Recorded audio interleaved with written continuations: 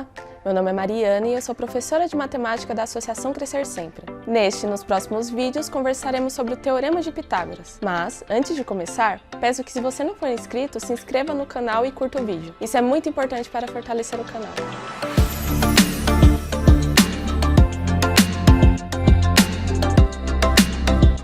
Ao fazer um desenho ou resolver um exercício de geometria, muitas vezes você tem que desenhar um ângulo reto. Isso é fácil, não é mesmo?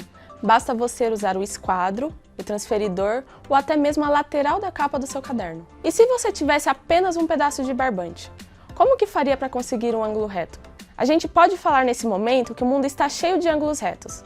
Por exemplo, as paredes, as mesas, os quadros, as portas, entre outros. Por que o ângulo reto é tão comum? Para responder a essa pergunta, pense na importância que tem para nós as linhas verticais e as linhas horizontais. O batente da porta e a parede da casa são verticais. O parapeito da janela e o chão da casa são horizontais. Observe como ao redor há uma porção de linhas verticais e horizontais. Repare ainda que uma linha vertical forma um ângulo reto com uma linha horizontal. Isso ajuda a entender por que o mundo está repleto de ângulos retos.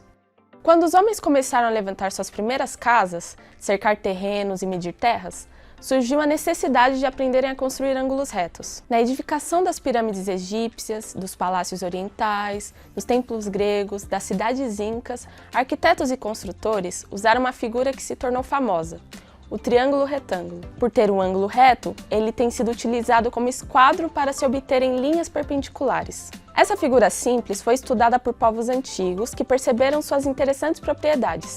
A mais importante delas foi descoberta na Grécia, há mais de 2000 anos, por Pitágoras e seus discípulos. Vamos agora saber que propriedade é essa que tanto encantou Pitágoras. Nesse momento, vamos observar um pouco sobre a relação entre as áreas dos quadrados que podemos formar em um triângulo retângulo. Se criarmos um quadrado com um lado que corresponde à hipotenusa do triângulo retângulo, criaremos esse polígono que chamaremos de quadradão.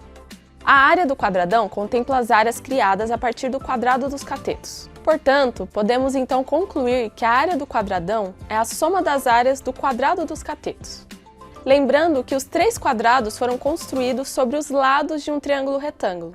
Recapitulando, podemos dizer que, num triângulo retângulo, a área do quadrado construído sobre a hipotenusa é igual à soma dos quadrados construídos sobre os catetos. Até o momento, nesse vídeo, nós comunicamos a matemática pela língua portuguesa. As pessoas se comunicam falando, gesticulando, escrevendo ou até mesmo desenhando. Em todos os países do mundo, por exemplo, as luzes vermelha, amarela e verde dos semáforos têm o mesmo significado. Pare, atenção e siga. Observe nas ruas a enorme quantidade de sinais de trânsito empregados. As faixas para travessia, as placas de orientação, entre outros. O mesmo acontece em relação à matemática. Ela também tem seu próprio código, ou seja, seus próprios sinais e símbolos. Muitos deles vocês já aprenderam. A linguagem matemática é universal. Em todos os países do mundo, os códigos matemáticos têm o mesmo significado. Para os japoneses, por exemplo, 2 mais 3 é igual a 5, e significa o mesmo para nós. Outro aspecto importante da linguagem matemática é a economia.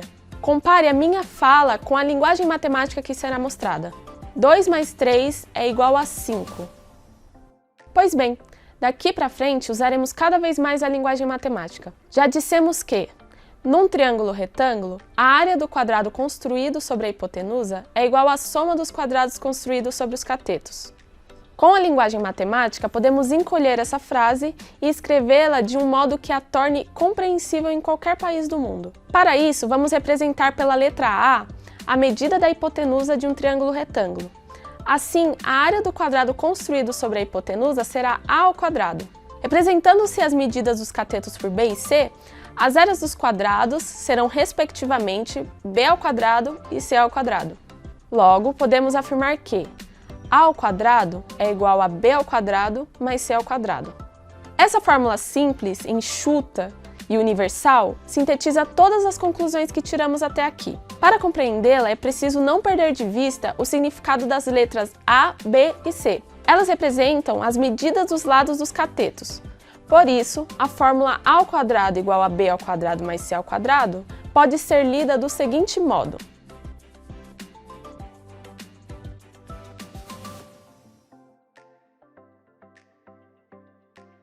Essa é a propriedade mais importante dos triângulos retângulos. Por isso, podemos chamá-la de propriedade fundamental dos triângulos. Ela também é conhecida como Teorema de Pitágoras.